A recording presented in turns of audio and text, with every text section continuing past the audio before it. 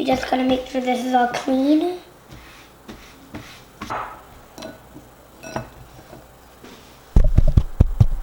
Make sure the mic is working. Just gonna make sure that this is clear. And let's make sure that this is out of the video.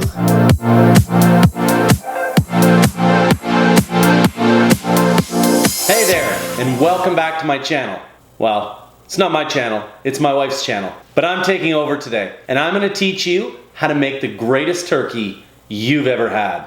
I don't know about you, but I absolutely love turkey dinner. And I might be a little bit weird, but the only thing I love more than turkey dinner is making turkey dinner for other people. At first I was super intimidated by the idea of making turkey. I was scared I was gonna dry it out, but I learned a really important secret when it comes to making the best turkey ever. And I wanna show that to you. We are going to brine this bird so it is the most moist, flavorful turkey it could ever be. So before we get started, let's walk through the ingredients. We have a cup of kosher salt. I have a half a cup of packed brown sugar. I've got about 5 or 6 garlic cloves here.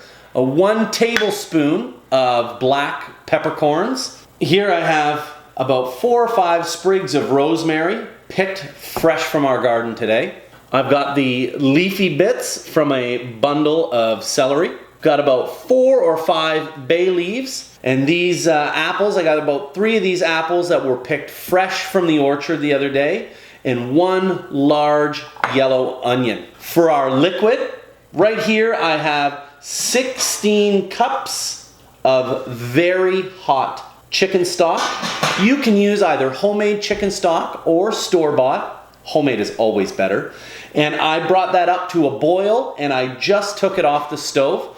If you missed any of the ingredients, you can find a list of them in the video description notes, or you can find an entire tutorial on the blog amidstthechaos.ca. All right, let's get started. Real simple. We're just gonna take all of this, we're gonna put it in this.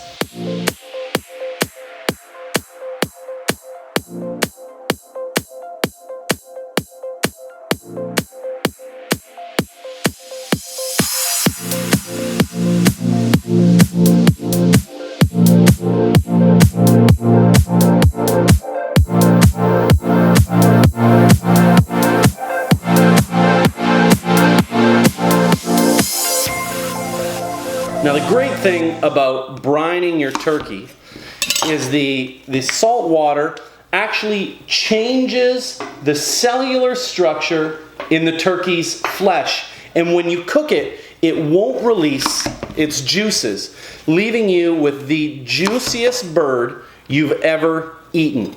And now I bet you're thinking, well, won't that make my turkey super salty, seeing as how I put an entire cup of kosher salt in there? It actually won't.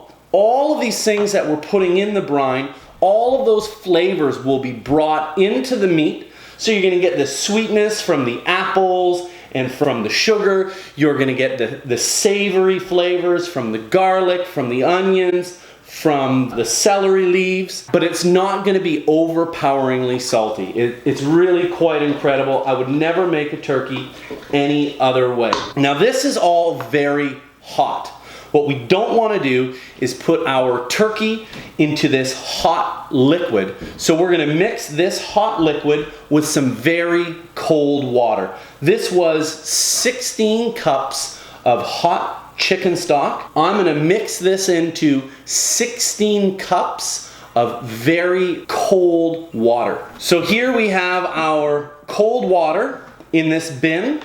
This bin, it's a Rubbermaid bin. It's got handles here, so when I put the lid on, I can close it up tight. You'll want that because this turkey is actually gonna sit in the bin, in the brine, for 24 hours. So I'm gonna take all this ice, I'm gonna dump that in there. I'm gonna give this a stir. We're gonna take our brine.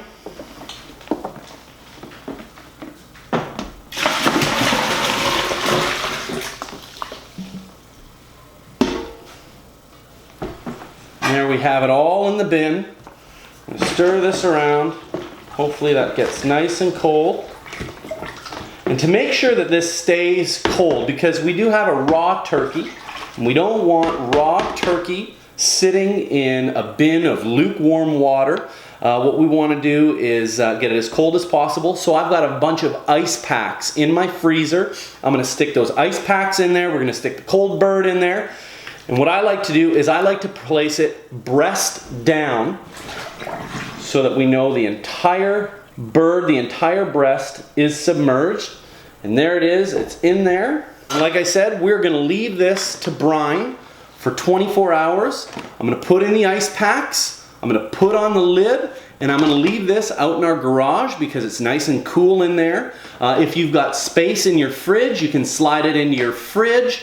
You can put it out on the deck. You just want to make sure you're keeping it cold. So I've got about 4 ice packs I'm going to keep in there. I'm going to leave about 4 ice packs in the freezer, and every couple of hours I'm going to rotate those ice packs. So I always have cold ice packs, keeping this at sort of refrigerator temperature in this bin. Next, we are going to teach you how to cook this turkey. Hey there, welcome back.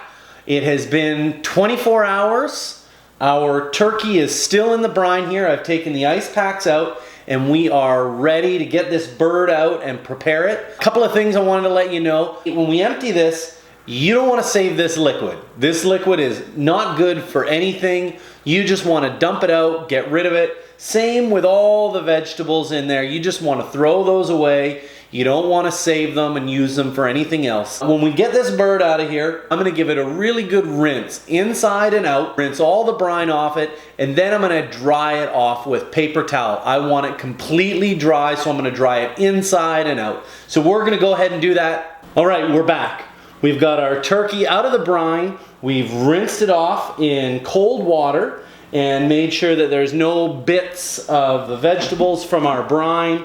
And we've patted it completely dry with paper towel, and we're ready to go. One thing we're not going to do though, and this is probably going to be a departure from tradition for you, we are not going to stuff this bird. And this is really important because as soon as you stuff the bird, you force it to slow down the cooking process. An unstuffed bird cooks much faster, and the less time this bird can spend in the oven, the juicier it's going to be. Brining it is going to take it a long ways towards being the juiciest bird you've ever had, and cooking it unstuffed is going to take it the rest of the way towards it being the juiciest bird you've ever had. So just once, give it a try, cook your turkey unstuffed. You can still make homemade stuffing on the side. I've done it. It turns out great. Just don't stuff the bird. I'm begging you. Try it unstuffed. Now, we are going to put things in it, however. In the cavity, I've got a bowl of some really nice aromatics and other things here. I've got an apple. I've got 1 apple here. I'm going to stick that in the cavity. I've also got a small onion, a couple of pieces of carrot, a few pieces of celery stalk. Like I've got 3 or 4 nice big cloves of garlic. We're going to stick that inside.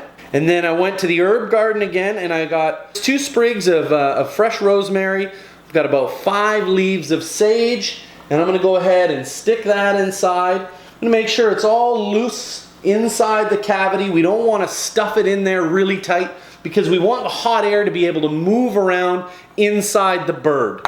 For the outside, what we're going to do is really simple. We are going to liberally brush the outside of the bird with canola oil. Now, one of the enemies of crispy skin is wet skin.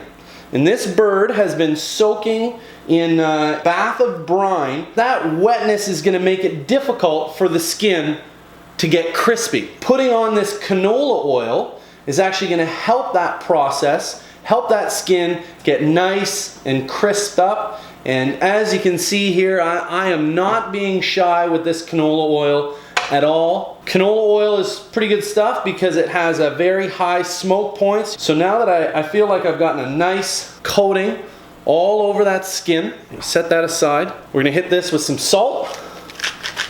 Just salt the outside of that bird.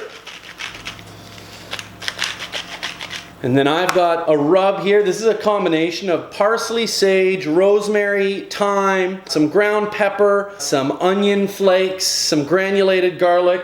And I'm just gonna sprinkle that all over our entire bird.